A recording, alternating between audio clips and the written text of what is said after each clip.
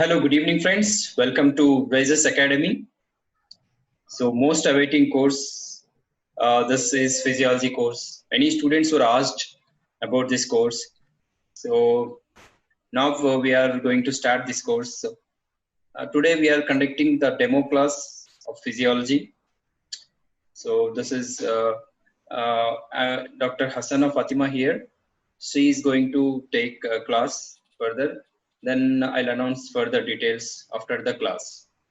Here is Dr. Hassana Fatima. Thank you. So good evening, friends. Good evening, friends. We are going to learn about today one of the largest endocrine gland in our body. Does anyone know which is the largest endocrine gland in our body? You can type the answer in the chat box. Hello? Which is the largest endocrine gland in the body? You can answer good. The largest endocrine gland in our body is thyroid gland. And one speciality of this thyroid gland is it can store the thyroid hormone for about 2 to 3 months. There is deficiency of this thyroid hormone, then they will be, it will take about 2 to 3 months for the thyroid get visible, because the stored thyroid hormone which is present in the this thing we are with this introduction we are going to start learning about the thyroid hormone synthesis and few of its actions. So you must have seen people with so thyroid gland, it is present in front of the neck, and it is consisting of 2 lobes. So it is consisting of 2 lobes, right and left lobe, joined together by the isthmus. These lobes are further divided into they are divided into various lobules by various fibrous septa. These lobules will contain follicles. This is one follicle. Okay, these are various follicles which are divided by septa. And these follicles, they are having this follicular epithelium. This follicular epithelium varies in the appearance depending on the, and then in between they are parafollicular C cells. Now we will and T4. Whenever their thyroid hormone is thyroid gland is very active, then they will be in columnar shape. Okay, and whenever the thyroid gland is inactive, they will be present in the form of, so they are present in the form of flat or squamous flat. Okay, they will be flat. See, these are flat, these are inactive. Whenever they are active,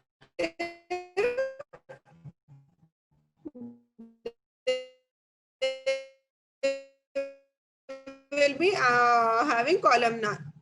And whenever the parafollicular C cells, they will be secreting calcium metabolism.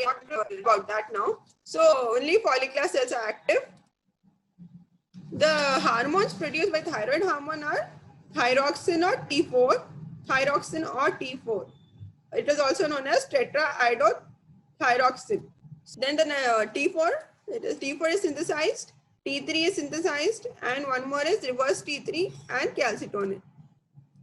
T3 or T4. T3 also called as tetraiodothyronin. T4 is also called as tetraiodothyronin. T4 is also called as tetraiodothyronin. And then reverse T3, it is biologically inactive form of the thyroid hormone. Now, this thyroid hormone, it has to be synthesized. This thyroid hormone, it has to be synthesized in the thyroid gland. And in the thyroid gland, it has to be synthesized only by the follicular cells. This is the follicular cell. And this one is the basolateral. This one is the follicular cell. This is the basolateral membrane. Along the this is the basolateral membrane. This is the basolateral membrane, area of the membrane. Then this one is the apical membrane.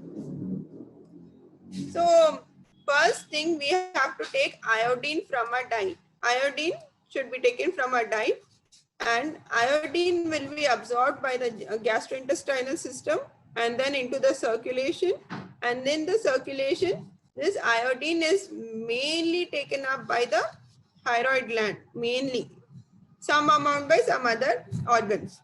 So first, iodine will be uptaken. What iodine-rich substances? Iodine-rich substances are seafood, and then nowadays we are taking iodized salts, which will be helping in giving us iodine. This iodine is then taken up into the cell first at the basolateral membrane by a protein molecule. This molecule is known as sodium iodine symporter, and this symporter, it is secondary. Iodine is taken inside, and sodium is also taken inside. Both are taken together. Now in this secondary active transport, the first thing will be there is the sodium is moving from low concentration to from high concentration it is moving to low concentration. This is against the energy. Sodium is moving from high concentration to low concentration. Normally in the cell there will be high concentration of sodium only, but due to the presence of sodium potassium ATPase pump, which will be pumping 3 sodium out and 2 potassium in. 3 sodium out and 2 potassium in.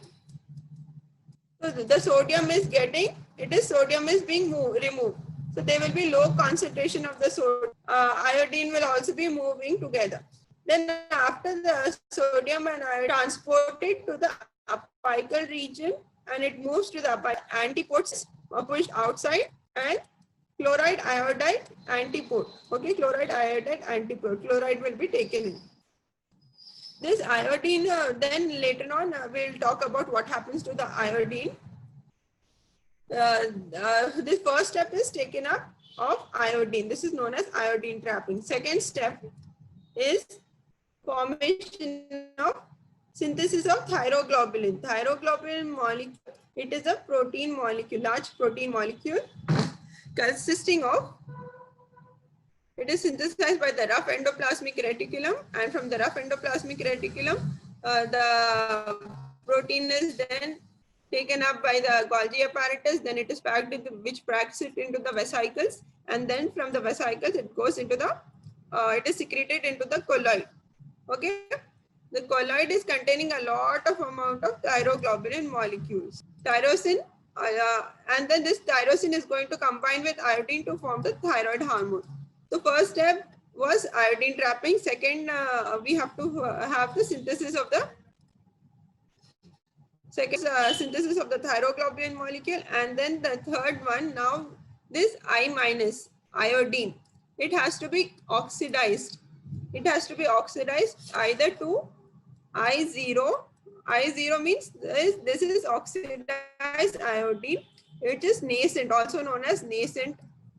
Or one more thing is it can be converted into I3 minus. This is by I minus is converted into these two forms by an enzyme called as peroxidase. Enzyme called as peroxidase.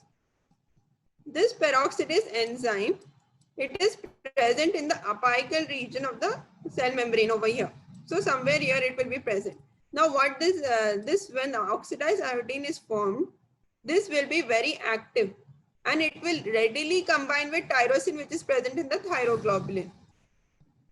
So whenever iodine is combining with thyroglobulin, this step is known as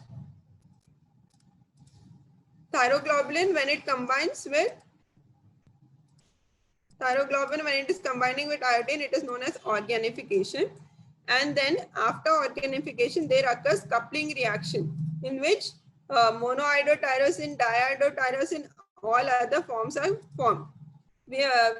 We will continue in this other slide. We are going to see the formation of monoiodotyrosine, diiodotyrosine, and T3, T4. So the tyrosine residues which are present in the thyroglobulin, they will be combining with one molecule of iodine. If they are combining with one, it is called as monoiodotyrosine. If they are combining with two iodine molecules, tyrosine residues, this is occurring on the tyrosine residues. Thyroglobulin, tyrosine, and so it is diiodotyrosine.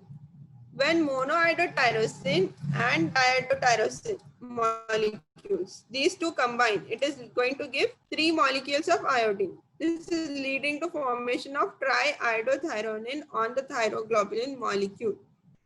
Okay, and then if diiodotyrosine along with the molecules of diiodotyrosine combine to form the thyroglobulin molecule with T4. T4 is tetraiodothyronine, or also called as thyroxine.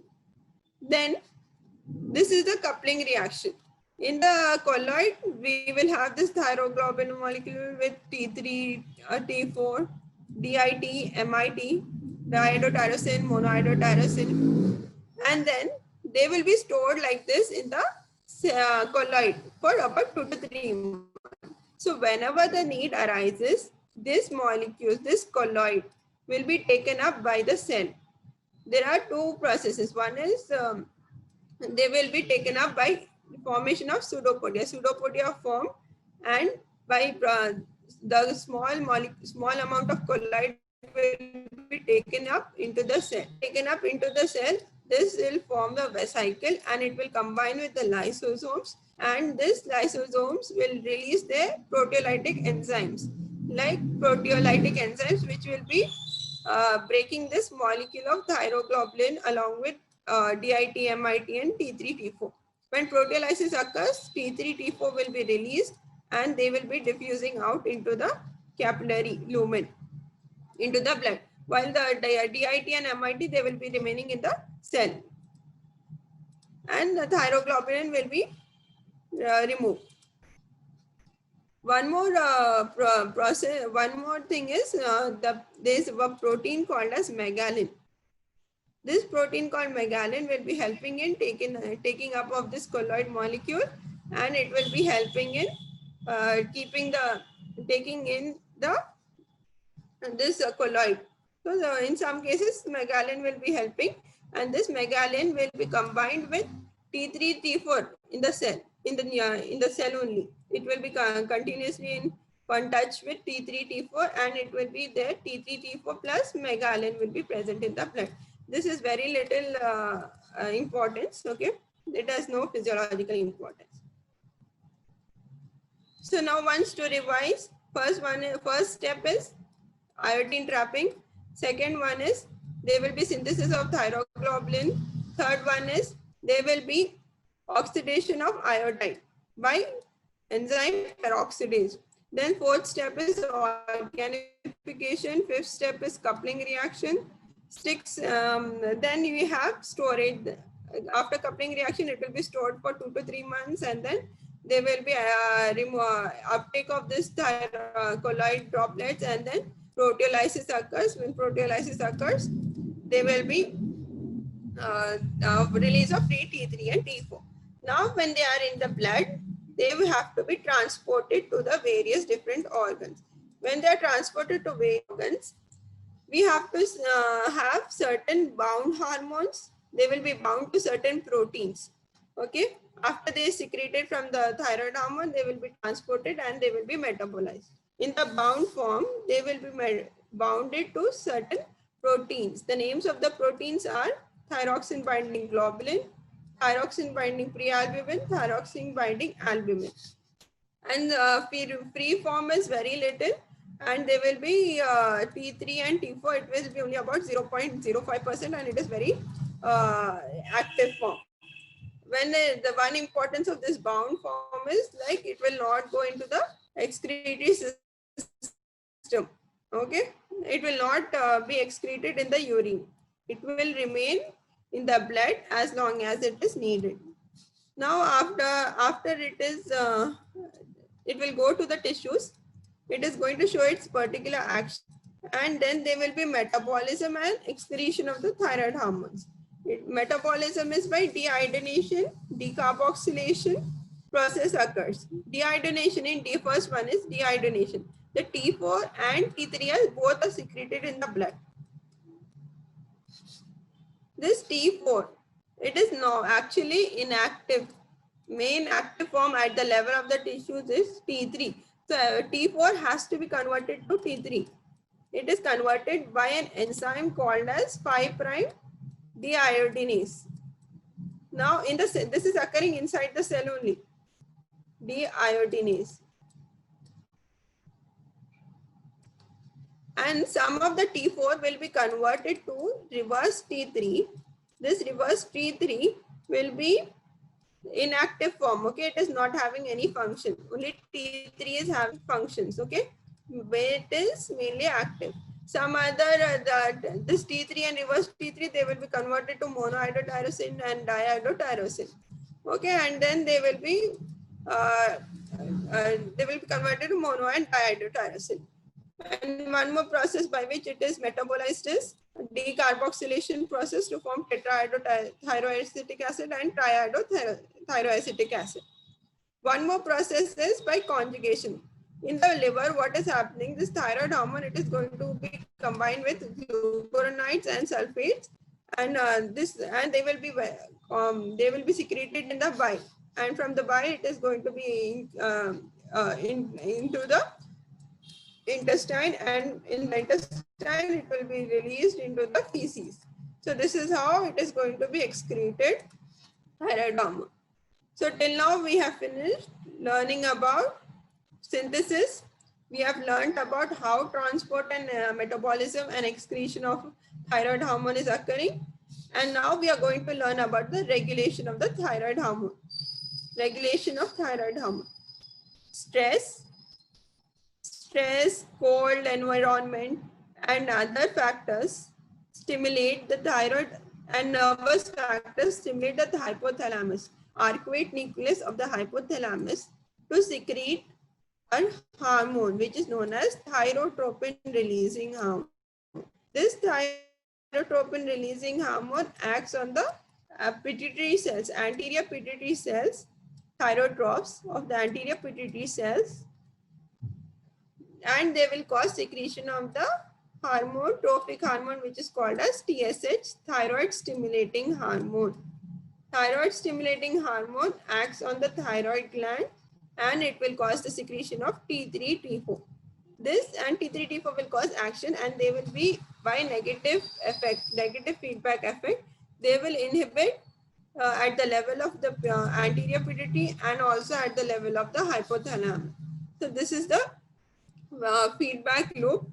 Hypothalamus stimulates the anterior pituitary by TRH, thyrotropin releasing hormone. Then pituitary secretes TSH hormone, which acts on the thyroid gland, which secretes T3, T4, and T3, T4 in turn is going to inhibit hypothalamus and the hypothalamus by negative feedback mechanism. This is way how the thyroid gland will be controlled. This TSH, they have further actions. 3 actions will be there on the thyroid gland. One is increasing the vascularity. Then it is increasing the cell hypertrophy and hyperplasia of cell. It is going to cause hypertrophy and hyperplasia of cell. And then the secretion of thyroid hormone is by increasing all the steps of biosynthesis. So till now we have finished regulation also. Now we will go on to what are the functions of the thyroid gland. Thyroid gland, mainly it has functions based on which various functions are there, which will be affecting various other organs and various other body functions. And this thyroid functions are due to the two types of functions. Genomic functions, means which is related to genes. These functions will be over a long duration of time, because gene transcription, translation should occur, leading to increased synthesis of proteins like enzymes, structural proteins, transport proteins, and other substances. So as a result, all this will increase the functional activity throughout the body. And non-genomic functions will be like, say, action on directly on the plasma membrane transport processes, like if acting on the ion channels and various other substances, various other organelles. Now we will see mainly about the genomic functions, because that is the reason why thyroid hormone synthesis, thyroid hormone functions are seen. So T3, T4, they enter into the cell. Yeah, T3 and T4, they enter into the cell by by ATP dependent active processes, then T3 will remain as T3 and T4 is converted into T3 by deiodinase. Now this T3 and T4, they are going to enter into the nucleus. Here the nuclear receptor, thyroid hormone receptor is a nuclear receptor present inside the nucleus. Thyroid hormone receptor along with the retinoid receptors, they are present in the region of thyroid response element on the gene. So T3 will go and bind to the thyroid hormone receptor and it will cause gene transcription. DNA is converted to RNA, RNA is converted to mRNA, mRNA then it will be converted into various proteins, new proteins. These proteins will be helping in various other functions. Proteins are enzymes, structural proteins, various genes, various structural proteins involved in in the cell membrane, transport proteins, all this will be there. So they are going to cause effects on the growth, CNS, cardiovascular system and the metabolism. The thyroid hormone, it is mainly a metabolic hormone. It is going to increase the metabolism. It is increasing the metabolism because it is increasing the activity of mitochondria. How it is increasing? By increasing the enzyme formation and enzymatic activity, and enzyme formation is also increasing. Then it is increasing the activity of sodium potassium ATP is pumped, ATP will be utilized and oxygen consumption increases and there will be glucose absorption from the GIT is also going to increase. And then gluconeogenesis, glycogenolysis. Glycogenolysis is breakdown of the glycogen. And new substances are utilized, like amino acids, proteins are utilized for glucose synthesis. Lipolysis occurs and there will be fat deposition at various abnormal places. Like suppose if there is increase in the thyroid fat deposition will be occurring at various abnormal places if the thyroid hormone is increased. And then there will be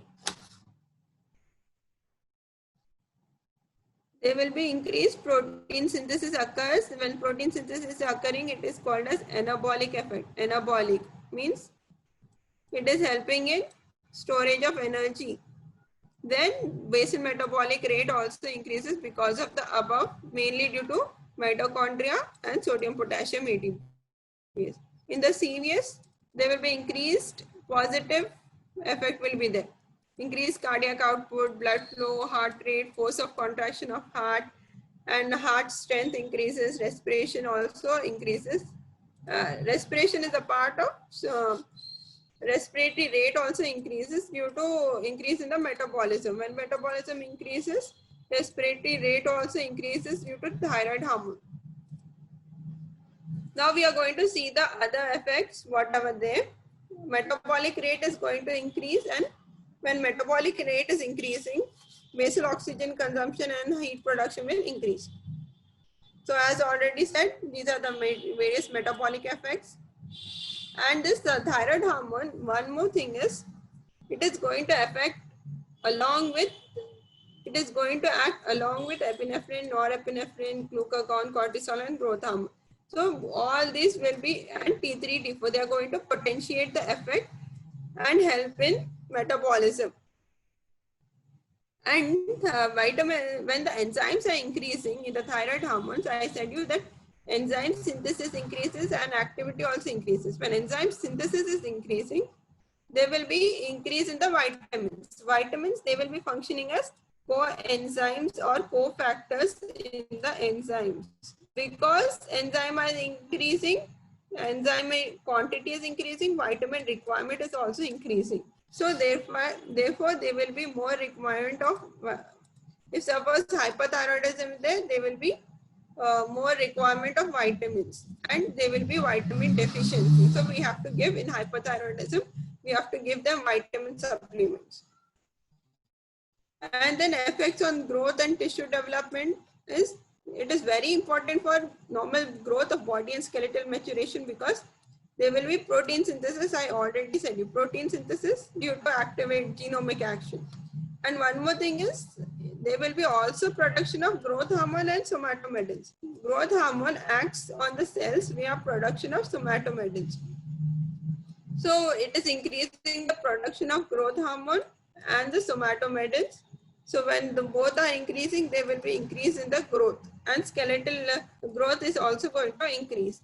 And it also has a role in differentiation and maturation of the tissues.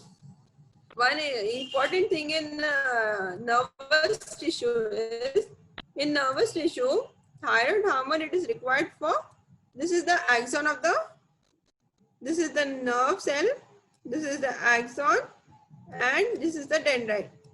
And between dendrites and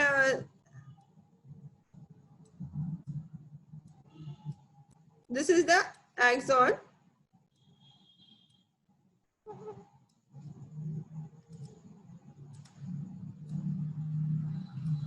So synapse between dendrites and axon of other neurons.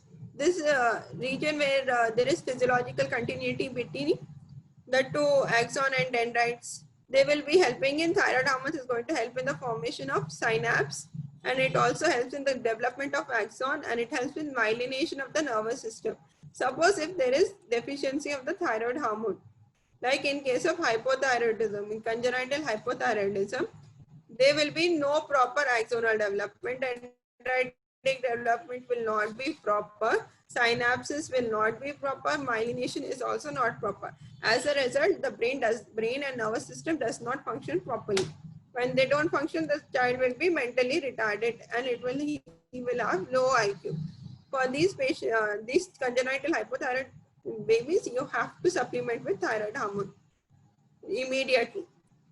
On the CVS, I already said it is positive.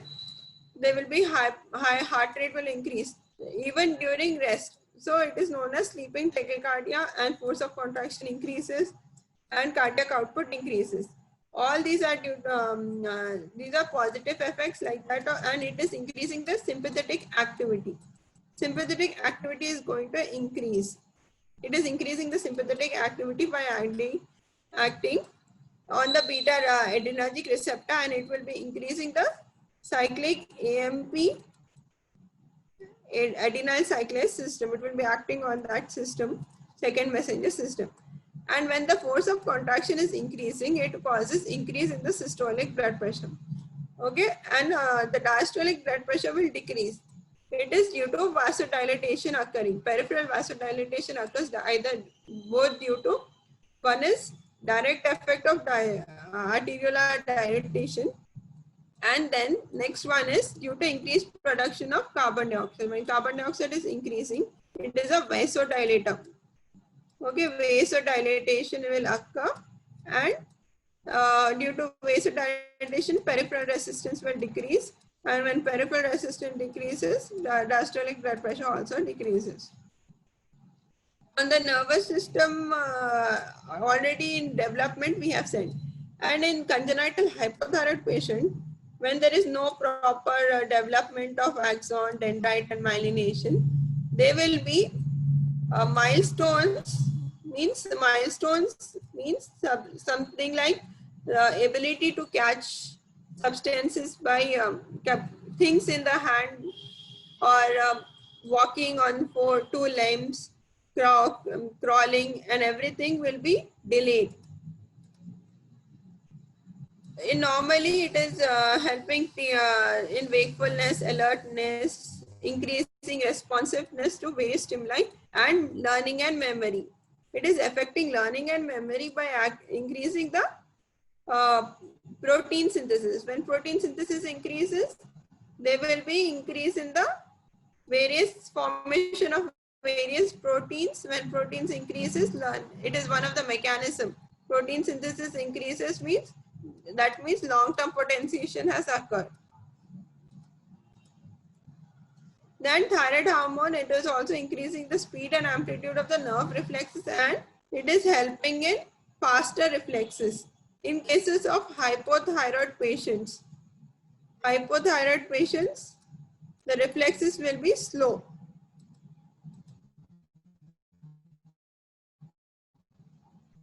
GIT is increasing in food intake. System is males, they will be causing loss of libido if they are absent, or lack of thyroid hormone, loss of libido, and excess will cause impotence.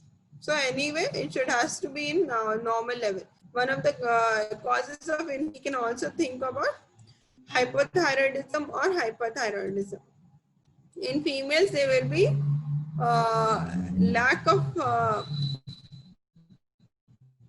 hypothyroidism is going to cause menorrhagia and polymenorrhea. Menorrhagia means increase.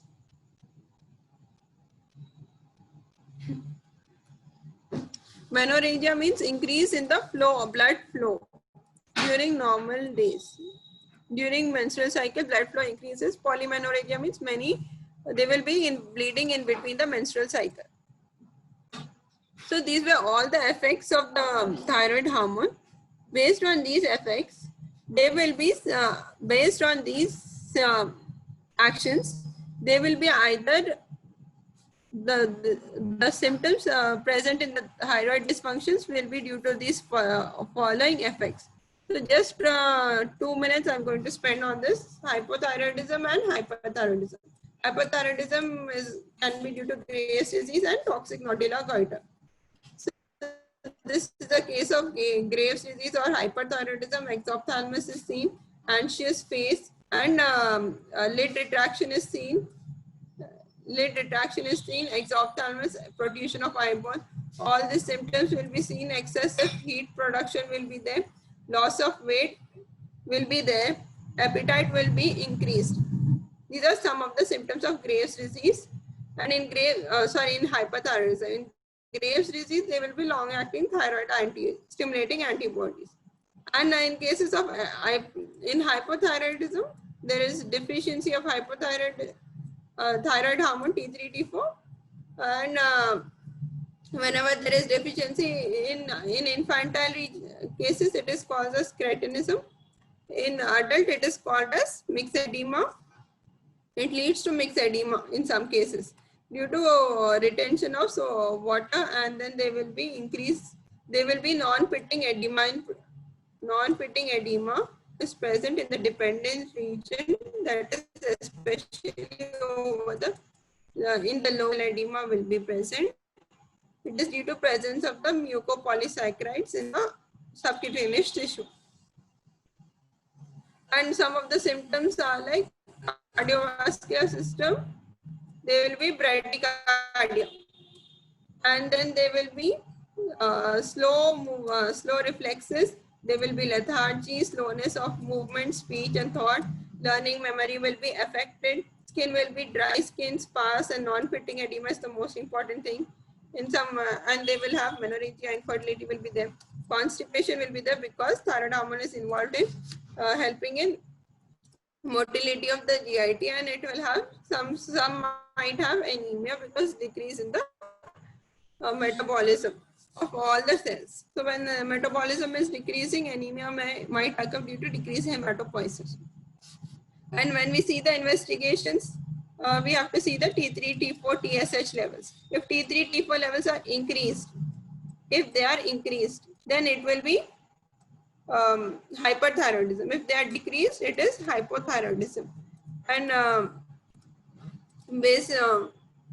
TSH levels, if TSH levels are high, that means it is due to the primary hypothyroidism, and if the TSH level is low, it is due to secondary hypothyroidism, means your thyroid gland is at fault, it is not functioning properly and it is functioning independently of the hypothalamus, of the pituitary gland.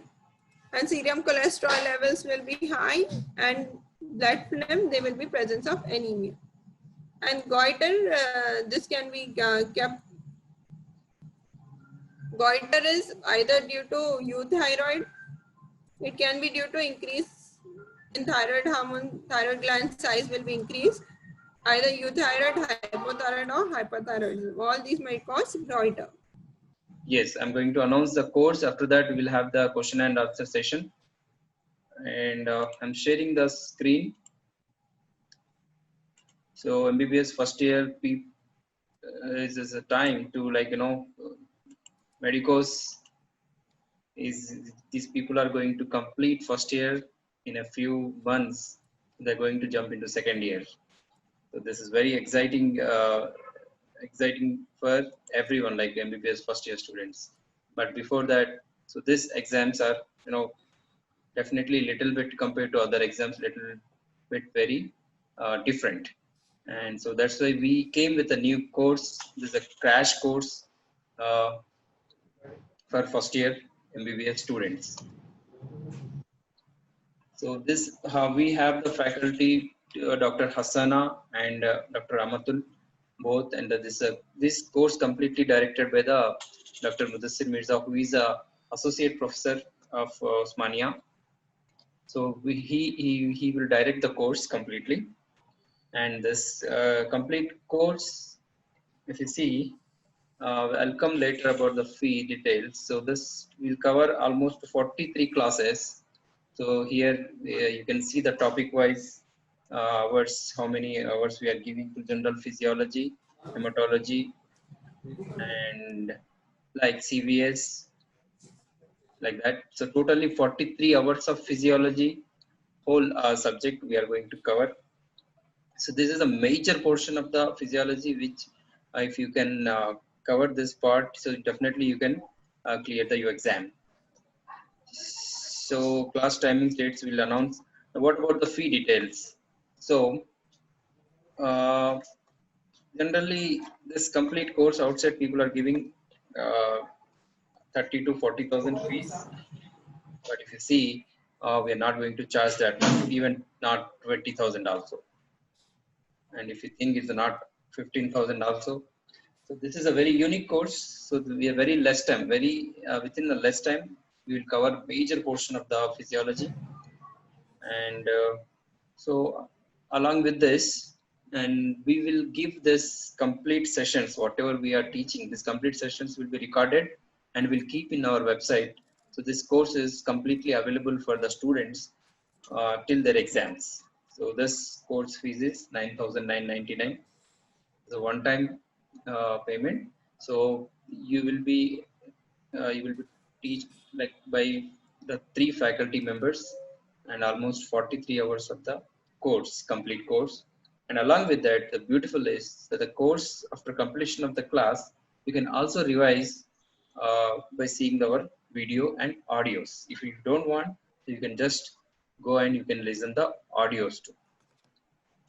So this is about the course. And there's a time, students, you need to take a step, because you have only 2 months time, I think so, 2 months. Within the 2 months you will have the exams. Thank you very much for your valuable time.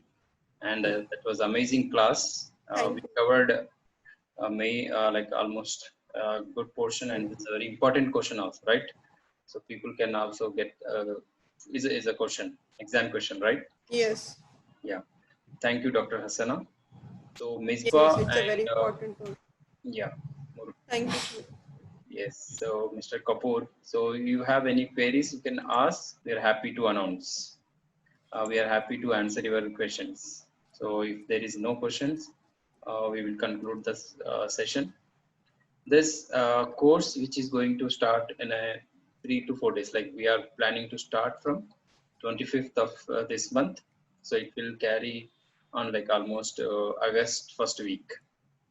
So we'll have the classes every day. 1 hour class we'll have the questions, and we'll tell them how to write exam.